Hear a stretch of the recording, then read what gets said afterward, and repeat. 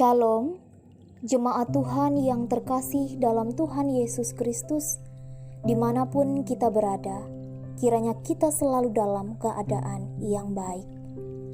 Hari ini kita patut bersyukur kepada Tuhan karena kita masih diberikan kesehatan dan kekuatan. Bahkan kita diberikan kesempatan untuk mendengarkan kebenaran firman-Nya. Firman Tuhan yang menjadi dasar perenungan untuk kita pada hari ini terdapat dalam Roma pasal 12 ayatnya yang ke-10 yang berbunyi demikian. Hendaklah kamu saling mengasihi sebagai saudara dan saling mendahului dalam memberi hormat. Sidang jemaat Tuhan yang terkasih, saling mengasihi artinya kasih yang berbalas-balasan antara satu dengan yang lain. Demikian dalam nas ini, Paulus menasihatkan agar semua anggota jemaat harus saling mengasihi. Karena di dalam Tuhan, semua orang percaya adalah satu keluarga tanpa memandang berbagai macam perbedaan. Oleh sebab itu, Paulus menasihatkan alangkah baiknya jika semua jemaat Tuhan menghidupkan kasih persaudaraan. Salah satu wujud kasih kepada sesama ialah dengan saling memberi hormat.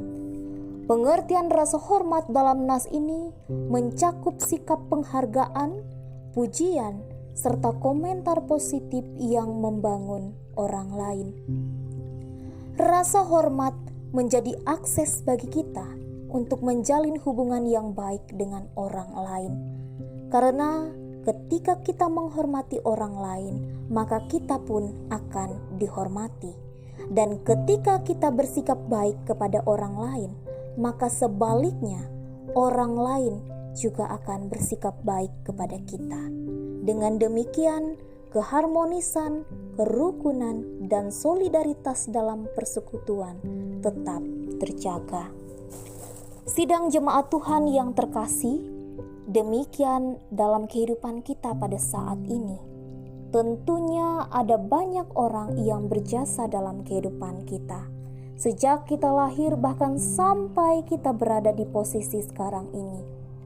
Mulai dari keluarga yang selalu ada untuk mendukung dan mendoakan kita, teman, sahabat yang setia menghibur dan memberi semangat bagi kita, rekan kerja bahkan para tetangga yang siap menolong kapanpun ketika kita butuh bantuan.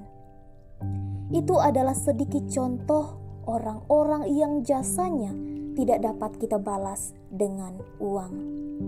Namun, kita dapat menyatakan rasa hormat dan penghargaan kita kepada mereka, yaitu dengan kita bersikap adil, ramah, dan baik kepada mereka. Tidak lupa mengucapkan terima kasih dengan tulus atas bantuan mereka, bahkan tidak sungkan meminta maaf saat kita melakukan kesalahan. Kata minta tolong, maaf, dan terima kasih memang terdengar sepele. Tetapi jika diungkapkan dengan hati yang tulus, maka dapat menjadi berkat dan motivasi yang luar biasa bagi orang lain yang mendengarkannya.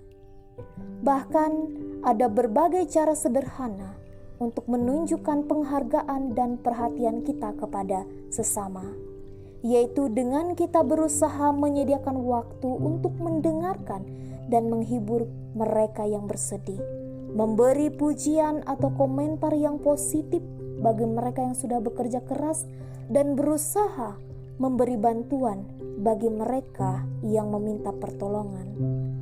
Dan tentunya masih banyak lagi cara sederhana untuk menunjukkan rasa hormat kita kepada sesama.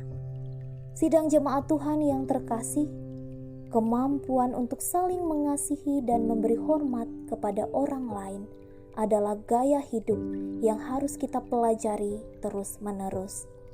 Oleh sebab itu, marilah kita melatih diri untuk saling mengasihi dan saling memberi hormat satu dengan yang lain, tanpa kita memandang perbedaan yang ada.